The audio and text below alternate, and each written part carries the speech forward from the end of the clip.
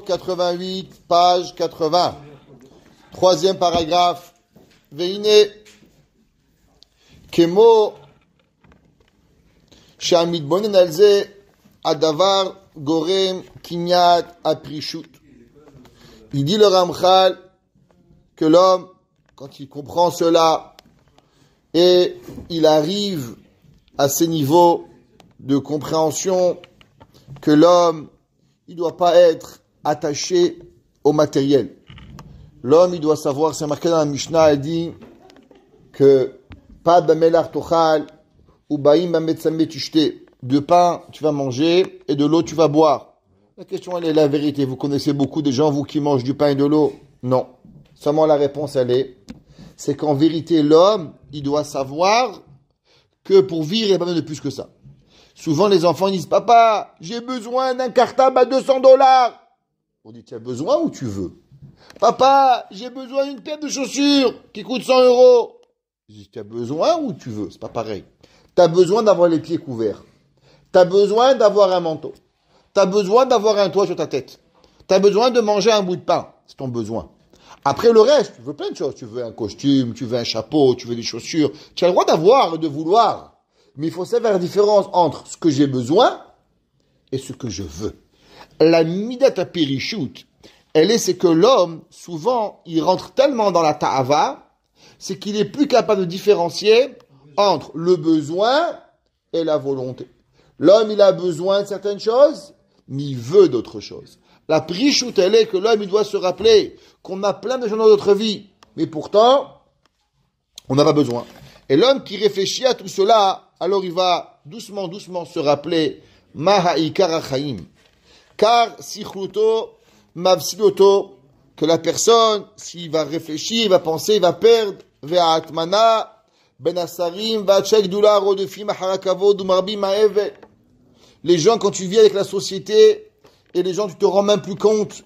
Les gens, quand j'étais petit, qui avait une voiture? Mon père, il travaillait, il avait une voiture, je me rappelle. Dans la ville, il y avait 2 voitures. 2 voitures dans la ville où on habitait. 2 voitures. Tout le monde à bicyclette et en mobilette. Aujourd'hui, quand moi je me suis marié, tout la vie, on n'avait pas de voiture. Moi, pendant 5 ans, j'étais marié sans voiture, à pied, je courais. Je marchais de gauche à droite, allais au magasin, les marchés, à pied, j'allais. Aujourd'hui, les gens, ils ont une voiture, c'est pas 2 voitures, c'est pas 3 voitures. Ça veut dire que la société, elle a évolué, qu'aujourd'hui, le gars, il peut même pas imaginer, même pas il imagine qu'il doit aller faire les courses à pied. Même pas ça lui bat, heshbon. Ouais, pourquoi? En vivant avec des gens, la société, elle a embrouillé les gens, qu'on n'est plus capable de comprendre les choses. Kiberoto et yekaraou vagdulaï, yevshar shelot orer tavato bolachmodotam. Il dit le Ramchal, qu'est-ce que tu crois? Que tu vas être capable de vivre avec les gens riches et de pas vouloir devenir riche? Est-ce que tu vas vivre avec eux sans être romain sans les envier? Pourquoi avant il y avait les quartiers des pauvres et les quartiers des riches? Parce que les pauvres, ils acceptaient qu'ils étaient pauvres. Alors ils vivaient avec les pauvres pour ne pas envier les riches. Et les riches, ils vivaient avec les riches, comme ça il n'y avait pas de problème. Maintenant les riches, ils vivaient avec les pauvres vivaient avec les riches, et qui c'est qui paye le tout? Les cartes de crédit, shalom bait. Ouais. Et maintenant, on a des problèmes. Chacun, il croit qu'il est millionnaire. Chacun, il veut être quand même. On ne sait plus qui on est. L'homme, il a perdu le tachlit. C'est impossible de vivre dans un quartier de riches sans être homed. On est ouvert des isurim, kina, taharud, sina. Combien d'avérotes on peut faire parce qu'on ne sait plus qui on est? Parce qu'on vit un monde de rêve. Et même s'il n'y a pas son etzera, shinatsa choto. Alcool, panimide milchama lo yimalet. Et même si le gars veut dire, moi, Rabbi, je me suis pas laissé influencer. Je dis d'accord. Mais combien de temps tu t'es bagarré avec le Yetzirara? Tous les Yetzirara, il vient et te dit, ah, fais ci. Pourquoi? Pourquoi l'homme, il va aller, se mettre dans un endroit, il va aller en boîte de nuit, et il dit, moi, je touche pas une fille. Pourquoi tu vas en boîte de nuit? Mais j'y vais pas. Je touche personne. Alors pourquoi tu vas en boîte de nuit? Pourquoi? Pour exciter le Yetzirara? Reste chez toi à la maison, il va t'étudier. Le gars, il dit, moi, je vais aller au bar, mais je bois pas. Alors pourquoi tu vas au bar? Va pas, c'est tout. Il dit le Ramchal, même si l'homme, il a un caractère qui est fort, mais il n'y a pas une mitzvah d'exciter son Yetzirara. L'homme, va, c'est par toi, choisis tes amis pour pouvoir avancer. Le Gaon de Vina, il ramène et il dit qu'avant, à l'époque, les personnes, au moins une fois par semaine, un jour par semaine, il sortait de la ville et il était mitbonen, il se retrouvait tout seul pour savoir qui il était. Le Rav Steinman, il dit que l'homme ne peut savoir qui il est seulement quand il est mitboded beyechudo. Quand l'homme il est seul et il sait qui il est, comment il prie, comment il mange, comment il boit. La société, ça nous tire vers le haut, c'est vrai. Mais souvent, la société aussi, elle nous fait vivre un monde de rêve. On ne sait pas à BMet qui on est. Le gars, s'il n'a pas de minyan, combien il va prier? Exact. Alors, la société, elle est un moteur d'un côté vers le haut ou l'inverse, un côté vers le bas pour pouvoir nous faire tomber. Ok, Nyanze, Amar Shelomo, Tov alechet el bet evel, melechet el bet mishte. Justement, un melech, il a dit, l'homme, il est préférable d'aller dans une maison d'endeuillé qu'en une maison de festivité. Pourquoi? À l'endeuillé, on voit la réalité, on voit la mort. L'homme, il fait chresh bon nefesh. Mais quand l'homme, il va dans les mariages, il danse, qu'est-ce qu'il voit? Il voit rien du tout, il s'oublie, il se perd, et à la fin, il sait pas qu'est-ce qu'il est. Veyakam minakol, et il dit, et le plus important, Uhahit bodedut, il dit le Ramchal, comment une personne elle doit être mitboded. Le Rabbi Nachman de Breslev, il dit que l'homme, il dit, en vérité, chacun de nous, il devrait avoir un petit coin, une petite chambre, où l'homme, il s'enferme, où l'homme, quelques minutes par jour, le Chafetz Chaim, il faisait cela, on a parlé souvent, tous les Gedolim, ils s'enfermaient, et ils pensaient à Kadosh Baruch Hu, mitboded lekono, mani, ou mahayai, c'est quoi ma vie, c'est quoi ma santé, c'est quoi ma façon de vivre, mais ma'aliti, donc quoi j'ai grandi, mais ma'yarati, donc quoi j'ai abaissé, matachiti bachaim, c'est quoi le but de ma vie, où je veux arriver. L'homme, il doit avec des doutes. Quand l'homme est dans un mouvement, alors il sait pas où il est. Qui est moche. Vous décrivez tout ça comme un bidouille, alors que les Breslev disent qu'il faut traiter un film comme un petit con. Mais Rabbi Shalom, Rabbi Nachman, il dit que l'homme, il doit d'abord parler à Hachem, après au milieu il est mitvadé, et après il finit. Mais au milieu l'homme, il doit être mitvadé de Daverot qu'il doit faire. Son Rabbi Nachman, il a dit de ne pas faire que le védouille. Et Hachem, il n'est pas ton copain. On parle à Hachem comme un ami, mais on est mitvadé comme un meilleur ami. Kikemo shemesir me'enav, quand un de ses yeux, il y a un olam, ken ma'avir chemdatam milibo, il va enlever de lui la jalousie. On raconte qu'il y avait un jour, c'est marqué que Yaakov est venu, il a dit, lechem lechol ou begedil bosh. Pourquoi il a demandé lechem lechol, du pain pour manger? Et pourquoi on dit un habit pour s'habiller? Pourquoi tu vas t'habiller avec du manger et tu vas manger des habits? Pourquoi il a dit Yaakov est venu, lechem lechol? Il dit parce qu'il y a des gens qui ont du pain, mais ils n'ont pas la force de le manger. Les gens qui ont des beaux costumes, ils n'ont pas de force de les mettre. L'homme, il doit être mitboded, il doit se rappeler, ma'ikarachaim, l'homme, il a la santé, l'homme, il a le tachlit, l'homme, il a des parents, l'homme, il a une femme, il a des enfants, il a un frère, il a une sœur. Il doit se rappeler, c'est quoi le tachlit? C'est pas courir vers l'hevel avalim, courir vers les bêtises de la vie. Tout ça, ça vaut rien. Ou kvar iskid David Amelech lava shalom, bishvar ait bodedut. David Amelech, t'es un roi. David Amelech, qu'est-ce qu'il a fait toute sa vie?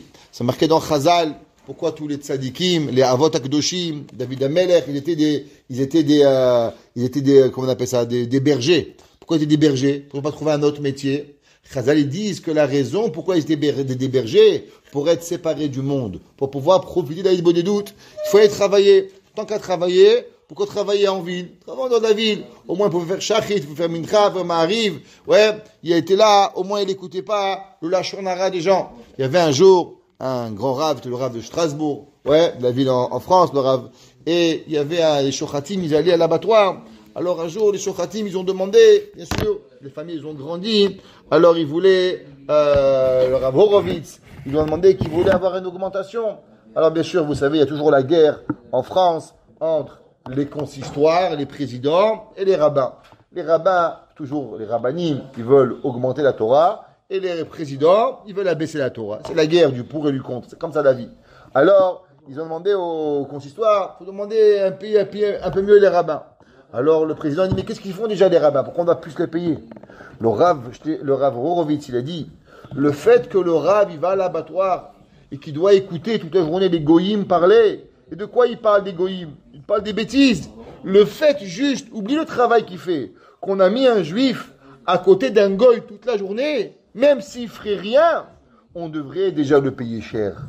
Pourquoi? Pour que nous, on puisse manger de la viande, on a mis un juif dans une situation qui est des bêtises d'écouter qui va écouter. À combien il faut savoir combien c'est important. C'est pour ça que David Amelech, ouais, il a dit Miteni Ever Kayona, qui me donnait des ailes comme un oiseau. Il n'est achik nedod alin bamidbar, c'est là. Il dit David Amelech, je vais aller voler dans un désert tout seul. Pourquoi? David Amelech, il a dit les gens, la shonara, rechilut, ils disent des mensonges, sheker, ils polluent l'air. Rabbi Nachman de Breslev, il a dit pourquoi l'homme, il doit aller pareil dans une forêt. Il dit parce que de la même façon qu'on pollue l'air physiquement, alors spirituellement aussi on pollue l'air. D'où c'est marqué? C'est marqué dans Tehillim, ouais. C'est David Amelech qui a écrit dans Tehillim, hein. C'est marqué que ou ben Moshav le'etzim lo yashav. C'est quoi ben Moshav le'etzim? Même à l'endroit où il y avait des mécréants, alors l'air il est pollué, l'air il devient mauvais. Rabbi Nachman a dit l'homme il doit partir dans un endroit pour prier à Hachem, ou l'homme, le grand Vina il a dit qu'en vérité la raison pourquoi nos prières elles sont pas écoutées, c'est parce que même le matériel avec quoi on a fait la Torah, le Beth Midrash, malheureusement il n'est pas pur. Mais si l'homme il s'assurait que même le marteau qui a été acheté pour construire la synagogue, il provient d'un endroit kadosh, chaque chose qu'on prierait à la synagogue, Hachem il écouterait nos prières. Pourquoi? Parce que l'endroit, faire attention, le grand Nevina il dit qu'une synagogue où les gens ne parlent pas en vain, quand on fait la tefila, on fait attention, toute personne qui prie à l'intérieur, Akadosh Baruch Hu Boré Olam, il écoute la tefila. L'homme il doit se séparer un petit peu de tout ce matériel, de toutes ces bêtises, de pouvoir y arriver. Les gens ne se rendent même pas compte à combien ils veulent, à combien ils sont, à combien les normes, elles changent tellement qu'on peut pas avancer. Que les deux bâtiments d'Achot, ils ont été détruits parce qu'ils n'avaient pas la même que le Mishkan. Exact. Mais alors, pourquoi on n'a pas gardé le Mishkan? Ah, parce que Moshe était trop fort. V'hachamim, on expliquera après. V'hachamim ha'chassidim ha'rishonim, zichronam livracha, alchou be'ikvotehem. Et on a vu que Nevi'im, Eliaou, Elisha, aussi, ils allaient dans les montagnes, c'est Nidboded. Hachamim ha'chassidim aussi. כי מצאו להם, זה האמצעי היותר מוכן לקנות שלמות הפרישות. L'homme pour acquérir la séparation de la matérialité, d'être un petit peu séparé.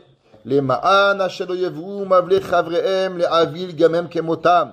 Pour ne pas que les amis nous amènent. Alors on n'a pas dit qu'il faut vivre tout seul, mais de temps en temps, prendre la voiture, une fois par mois, aller en dehors de la ville, regardez la grandeur de Dieu, regardez les montagnes, regardez les belles choses que Hachem a créées, dire merci à Hachem sur la bria, se retrouver tout seul, parler avec Boré Olam, comme David Amelech, dire Hachem merci beaucoup d'abord, remercier Hachem pour la santé, remercier Hachem pour ce qu'il nous a donné, tout le tov, on a Kadosh Baruch Hu qui nous a devenir une meilleure personne, et l'homme, prier pour nos besoins d'Akadosh Baruch Hu. Quand l'homme il va comprendre que BME, il n'y a que Boré Olam qui fait tout, c'est qui va t'aider à te marier, qui va t'aider à avoir des enfants, qui va t'aider avec la parnassa, avec la santé. C'est qui? C'est Monsieur Trudeau? Ouais, juste un Trudeau ou Monsieur le Gros? Il va rien te donner.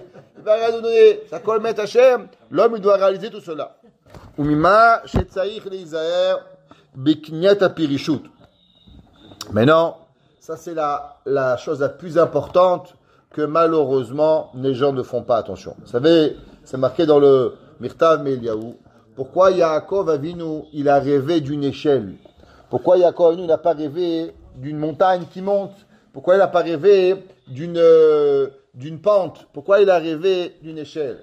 Et il dit le Ramchal, il ramène, il dit à cause que l'échelle, tu peux pas aller vite sur une échelle. C'est des échelons, un après l'autre. Tu peux pas courir sur une échelle. C'est un bruit. Tu cours, tu tombes. Il dit le Ramchal, le plus important quand l'homme il veut devenir une bonne personne, c'est de quoi? Il dit, Shelo yirtze Adam, les daleg, de sauter, velikpot el akatse aharod, et d'arriver à la fin avant de mettre le début. Shebo rega echad, kize vadaï lo ya'ale biyado. Il y a des gens, ils savent pas par où commencer, ils savent pas par où terminer. Il y avait un jour, des gens, une vingtaine d'années, il y a un gars, il est venu, il m'a dit, Rabbi, je vais acheter une capota. Je dis, regarde mon fils. Je ne suis pas encore à la hauteur de mettre une capota. Il est allé en Israël, il a mis une capota de Yerushalmi, comment on appelle ça, doré avec les rayures, comme les Hasidim, avec une paire de baskets et une banane. Tu comprends que la capota, ce n'est pas qu'une paire de baskets. Le mec, tu comprends même pas qu'est-ce que tu fais. Tu étais là d'un clown, mon frère. Tu es complètement à côté de ta plaque. Et après, qu'est-ce qui arrive? Après, malheureusement, ces gens-là, ils changent, ils font des choses qu'ils ne doivent pas faire. Et après, il met un drapeau d'Israël. Il dit, mais tu comprends que la capota, elle ne marche pas que le drapeau d'Israël. J'ai rien contre le drapeau d'Israël, mais il faut savoir qui tu es. Alors, il veut avoir le drapeau, il veut être sioniste, il veut faire Yom Ha'atzmaut, mais il veut mettre la capota de Netorei-Karta. Mata, Miata, qui tu es? Il est un tchoulon totalement. Là, il doit savoir qu'est-ce qu'il doit faire. On est un médafine, on met patate d'un côté, pois chiche de l'autre, la viande à côté. Chaque chose, elle doit être bien séparée. On ne peut pas commencer à sauter les étapes pour pouvoir y arriver. L'homme, c'est pareil. Je connaissais un monsieur, il savait à peine lire. Il mettait Rashi, Rabbenoutam, il mettait Shimouché Rabba. Apprends à lire d'abord, Ribono Shalolam. Tu sais lire, fais une Mishnah, fais une Gemara. Après, Bet Hashem, tu te maries, Rabbenoutam, tu te maries, tu arrives à grand-père.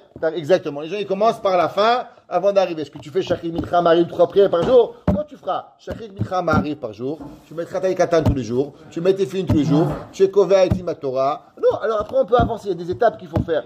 Le Ramchal, il dit, il y a des gens, toute leur vie, les Baal Teshuvah, souvent, ils ont un grand cœur. Ils aiment Hachem. Ils aiment tellement Hachem qu'ils veulent tout faire. Mais quand on fait tout, à la fin, on ne peut pas arriver. Il faut savoir prendre un par un, petit à petit. On prend, on garde, on avance, on prend encore. Mais quand on veut trop vite, on a regardé un bébé. Les bébés, qu'est-ce qui arrive? Ils ont très faim. Ils mangent, ils mettent la bouche, et après, ils crachent tout. Pourquoi? Parce qu'il a trop rempli la bouche. Après, il vomit. Après, il a mal au ventre. Parce qu'il a trop pris. Les Havdil, c'est pareil. La Torah, il faut faire. Rabbi Nachman, il dit, Arotse, celui qui veut être mitkadesh, omrimlo, hamten. On dit, attends. C'est-à-dire que si tu veux, attends un petit peu, doucement, shlav après shlav, étape après étape, pas trop faire d'un coup. Pourquoi? Parce qu'après, ça fait souvent du chilou Hashem, ça peut arriver à faire, et même, comment il s'appelle? Exactement, Hamten, Egma dit Matoun, Shavar ba me azouzé. Egma dit patience, tu m'as coûté 400 pièces d'argent. L'homme, il doit faire attention dans tout ce que l'on fait, de faire des choses avec sechel, pas rentrer dans des choses trop rapidement, parce qu'après, malheureusement, des fois, il tombe. Mais le problème de tomber, c'est pas seulement tout. D'abord, ça fait très mal quand on tombe. Le chilou Hashem aussi. Et aussi, souvent, qu'est-ce qu'on fait? On ne se rend pas compte qu'on peut transgresser des halachot très, très, très, très graves quand on va trop vite. Et on doit arriver. Et là, il est poresh. L'homme, il doit se séparer. L'homme, il doit aller petit pas par petit pas. Faire chaque chose que tu dois faire. Si on veut faire une khumra, on rajoute 1. Quand on a fait, on rajoute 2. Quand par la tefila, qu'est-ce que les gens ils viennent? Les gens ils viennent, ils disent Rabbi, je veux faire la tefila. Alors ils commencent, les gens, ils ne savent pas la prière. Alors ils commencent avec un sidour et ils commencent à prier. Combien de temps ça lui prend pour faire shacharit? 2 heures. Mais qu'est-ce que vous croyez que quelqu'un il va vraiment arriver à prier shacharit pendant 2 heures tous les jours? Impossible. Et au bout d'un moment, il va tellement être écœuré, il ne va plus prier. La Torah dit que c'est pas grave. Qu'est-ce que tu fais? Au début, tu commences, tu apprends une bracha. Une bracha, tu comprends. 18, tu comprends pas. C'est pas grave. Après, tu comprends 2 semaines, tu en fais une deuxième. Après, tu comprends 2, 1 mois, tu en fais une troisième. Pourquoi? Parce que l'homme, il doit savoir que l'homme, il ne peut pas prier pendant 6 heures par jour. C'est impossible. 2 heures shacharit, 2 heures mincha, 2 heures mari, il ne va pas y arriver. Et à la fin, qu'est-ce qui va arriver? Il va être découragé, il va arrêter de prier. Même, la Torah nous dit, Hachamim, ils ont enlevé certaines parties de la prière pour que ce ne soit pas trop lourd à la personne. Alors même dans la tefila, l'homme, qu'est-ce qu'il doit faire? Pareil, chômage Rashi. Un homme, il dit, ok, je vais faire chômage Rashi la semaine, il ne connaît pas Rashi. Ça va lui prendre 14 heures, il ne va plus manger. Non, fais Rishon. Commence Rishon chaque semaine. Tu commences tous à faire Bereshit Rishon. Tu arrives, tu t'habitues au Rashi, tu fais Rishon Sheni. Après, tu arrives à Vaïkra, tu connais déjà maintenant le Lashon Rashi. Rishon Sheni Shlishi. Après, tu arrives à Bamidbar, Rishon Sheni Shlishi Revi. Après, tu reviens à Bereshit. Rishon Sheni, tu connais Rishon. Tu peux faire Sheni Shlishi. En venant dans Bereshit, tu fais Rishon Sheni Shlishi. Dans Shemot, tu as fait Rishon Sheni. Tu peux faire Rishon Sheni Shlishi. Et Bet Hashem, en 3 ans, tu connais Chamisha Chom Torah avec Rashi. Tu fais une Rashi. La semaine d'année d'après, tu connais Rashi. Ça te fait 5 minutes, tu connais Rashi. Tu rajoutes le Ramban. L'année d'après, tu rajoutes Haïm Akadosh. Et en 10 ans, tu connais Rashi, ou Haïm, le Ramban, le Seporno, le Rashbam. Tu connais tout. Mais quand tu veux aller trop vite, tu peux pas avancer. Tu n'arrives pas à avancer. Tu vas pas faire. Un jour, un homme me dit, Rabbi, je vous paye, je veux que vous m'appreniez les 7 dapim de Gemara par jour. En un an, je vais finir le chasse. Je dis, toi, dans 30 ans, tu n'auras pas fini le chasse. Je dis, pourquoi? Parce qu'un homme qui ne sait pas lire, qui veut faire 7 dapim par jour, ça veut dire qu'il veut juste aller trop vite. Il va jamais. Et un d'ailleurs, je vous le dis, ça fait 15 ans, il n'a toujours pas fini le chasse. Pourquoi? Parce qu'il veut trop vite. L'homme, il doit aller darga, chedaga. Prends une Gemara, apprends. Tu connais une, tu apprends 3, tu apprends 5, tu apprends 5, tu apprends. Tu pousses un peu la barre, mais on ne fait pas des barres de 0 à 1000. Le mec, il dit, qu'est-ce que tu fais cette année? Je me mets à finir le chasse. C'est pas un projet, ça. C'est un suicide. Ouais, Tachem, quand tu es capable, tu as déjà fait une fois tout le chasse, alors tu peux faire 7 dapim par jour. Mais un homme, il ne se rentre pas à connaître 7 dapim, comment tu manges, comment tu bois, comment tu dors, comment tu occupes ta famille. C'est impossible d'arriver tout ça. Hein. Ça amène les personnes à faire. C'est comme les gens, ils veulent nets, ils vont faire nets. Et après, qu'est-ce qu'ils font? Ils vont dormir. Et alors après, leurs enfants, ils ne prient pas. Comment est-ce que c'est permis ça? Les gens, ils vont au net. Et alors, tu as fait le net, super. Et après, tu arrives à la maison, tu vas dormir à 8h du matin. Tes enfants, ils se réveillent, ils ne vont pas dormir. Alors, ils ne vont pas à la synagogue. Si tu prends tes enfants avec toi, tu vas à la synagogue. Mais si toi, tu vas au net et tes enfants, ils ne prient pas, et à la maison, il n'y a pas de Shabbat, il n'y a rien, c'est l'ambiance de faire dodo, c'est de Shabbat au dodo. Mais c'est une khumra qui amène une kula. Si tu vas au Beth Midrash, et après tu vas, comme nous, à Shavuot, je me rappelle quand j'étais petit, mes enfants étaient petits, on faisait la nuit. Après, mes enfants ne devaient pas faire toute la nuit. Alors on les a amenés à 4h dormir. Après, à Tifila, j'ai dormi à 9h, je prenais mes enfants avec moi, et je les ramenais à la choule. Pourquoi écoute, ça serait à Dibrot. Je me dis, mais tu n'as pas fait la fête? Je dis, oui, mais qu'est-ce que tu fais là? Je dis, mes enfants, ou ils viennent avec moi, et je reste avec eux la nuit. Sinon, on repart à la choule, on les amène. L'enfant, il ne peut pas voir papa dormir tout Shavuot. Il se réveille il dort à Shavuot, il se réveille à Rosh Hashanah avec le chauffard. Il va dormir pendant 6 mois. Hein? C'est pas possible. L'homme, il doit savoir. Il y a des khumrot qu'on ne doit pas faire. Pourquoi? Parce que ces khumrot-là, ils détruisent la personne. L'homme, il doit faire des choses qui sont shlav après shlav. C'est la chose la plus difficile, BMF. Parce qu'en vérité, on a des envies de Kedusha incroyable. On a envie. Mais ces envies-là, des fois, sont trop pour nous. Et quand elles sont trop pour nous, crac, on se casse et on n'arrive pas. Donc, toujours faire un peu plus que où on est. Parce que si on est en anglais, ils appellent d'être dans le comfort zone, la zone de confort, trop zone de confort, on ne grandit pas. Donc, sortir de la zone de confort, d'être un peu plus difficile, mais pas trop. De façon qu'on garde toujours l'envie de faire. Tu fais un Teilim, fais 2. Tu fais Rashi, rajoute un Haïm. Tu fais un Haïm, rajoute un Ramban. Tu fais une Gemara, rajoute un Tosfot. Tu fais un Tosfot, rajoute Rabbi Akiba Eger. Tu fais Shaharit, rajoute Mincha. Tu fais Mincha, rajoute Arvit. Tu fais 3 Tfilot, rajoute un Teilim. Tu fais ça, fais une Chala pour les gens qui sont, les madames qui sont pas là. Fais Bikur Cholim. Rajoute toujours une petite chose. Et ensemble, pour ça, c'est pas sûr, c'est une mitzvah pour les autres de faire Chala. Ok, bien sûr. Et là, il est porège ve'olech me'at le'at. Ayom yikne ktsad mimenu u'machar yosif alav me'at yoter. Comme on a dit, chaque jour un petit peu. At shidragel bo legamre. Jusqu'à que ce que tu rajoutes, il devient une habitude. L'homme, il doit faire que la mitzvah, par exemple, tous les matins, on se réveille pas le matin, on dit, je mets tes filines, c'est devenu naturel. Baruch Hashem. Tu mets tes filines tous les jours. Tu vas à la synagogue tous les jours. Tu réfléchis plus, c'est naturel. Là, on peut venir une autre mitzvah. Titi Katan, Baruch Hashem, on se lève, on met tricote pas. Titi Katan, Baruch Hashem, c'est devenu un réflexe. Je n'ai pas dit qu'il faut mettre. Non, je demande. Ça dépend. Non, si tu mets.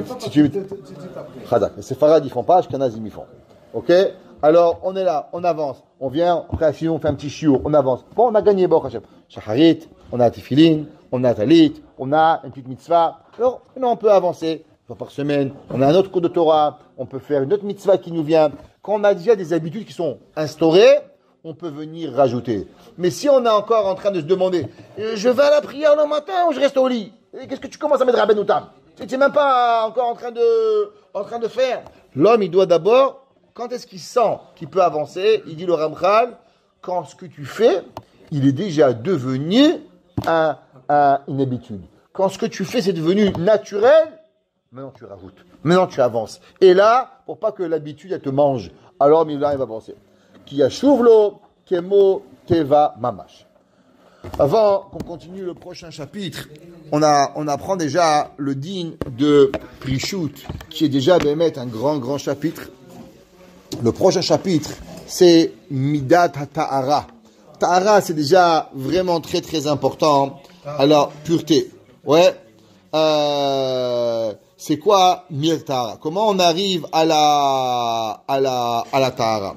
Alors, je sais pas si vous avez vu, mais hier, j'ai posté un petit post que j'ai lu au nom de Rabbi Rucham Leibovitch, qui a été pour moi, quand je partage, c'est généralement quelque chose que je veux que tout le monde y lise. Alors, c'est marqué, Rabbi Rucham Leibovitch, Rabbi Cheskel Levinstein, pardon, il dit la chose suivante. Il dit, il y a deux genres de juifs. Il y a des genres de juifs, il faut pas trop les pousser, il faut faire le minimum. Alors, ces genres de juifs-là, qu'est-ce qu'ils ont? Eux, ils vivent simplement. Et généralement, à la fin de leur vie, ils vivent simplement. Ils finissent un petit peu Rashi, un petit peu Gemara, un petit peu Tehillim, ils ne se poussent pas.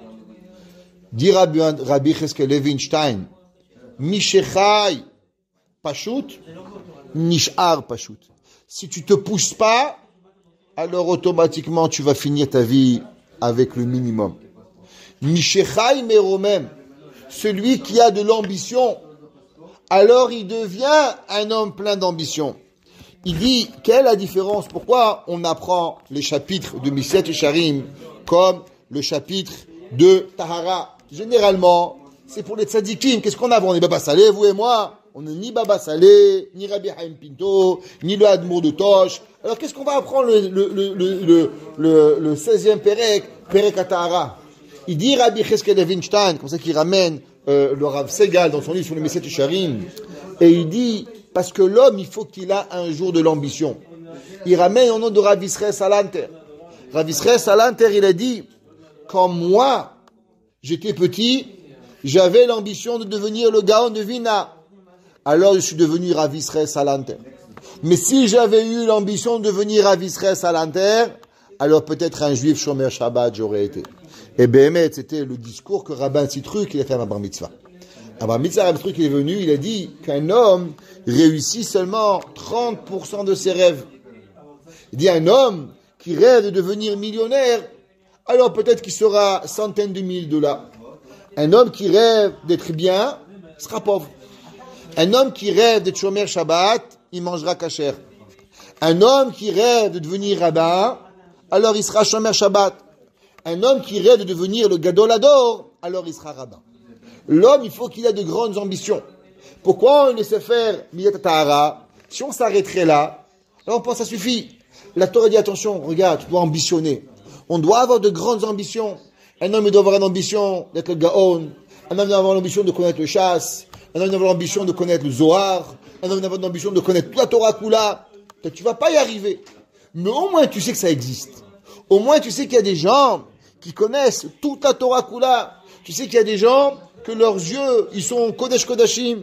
Au moins tu sais qu'il y a des gens que leurs paroles, c'est du Emet. Toi tu n'es pas comme ça.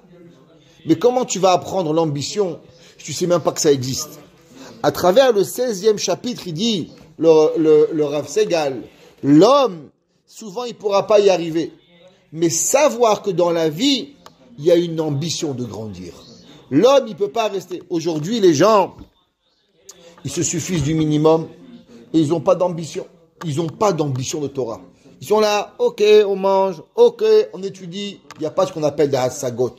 Hassagot, ça veut dire des gens qui vont être messie, qui va attraper quelque chose. L'homme, il doit vouloir grandir. L'homme, il doit vouloir être. L'homme, il n'y a pas d'âge pour pouvoir apprendre. Je dis toujours, regardez mon papa.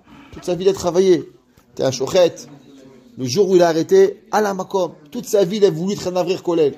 Toute sa vie, malheureusement, la vie, elle n'a pas fait. Il devait travailler pour son père, pour sa mère, pour ses frères. Sa sœur qui était une veuve, la pauvre. Ses neveux. Les mains, il n'a pas pu être un avrir. Le jour où il a fait la retraite, la première chose qu'il a fait, vous savez c'est quoi? S'inscrire dans un collège. Matin, après-midi. Comme un Bachou Yeshiva. Sa vie, il avait une hasaga. Toute sa vie, il voulait une chose. Devenir un avrer. Il n'a pas pu pendant 50 ans. De 20 ans à 70 ans, il n'a pas pu. À 70 ans, il est parti au collège. À l'écoute, je suis arrivé en 91 à l'écoute. J'ai ouvert une chambre. Je vais tout vous raconter. J'ai vu des Malachi Hashem Tsevakot. Des gens de 80, 90 ans.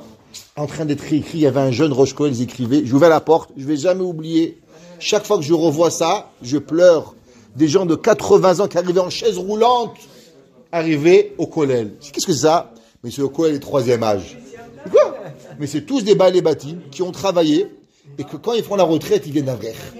Tu deviens fou. Malaché Hachem Tsevakot, je les appelais. Des gens en chaise roulante, on les amenait, ils ne pouvaient même plus marcher. Ils écrivaient comme des jeunes. Ah, Maravaï, ils parlaient en yiddish, en anglais. C'est pourquoi des gens, ils n'avaient pas eu de chance comme nous d'étudier la Torah quand on était jeunes.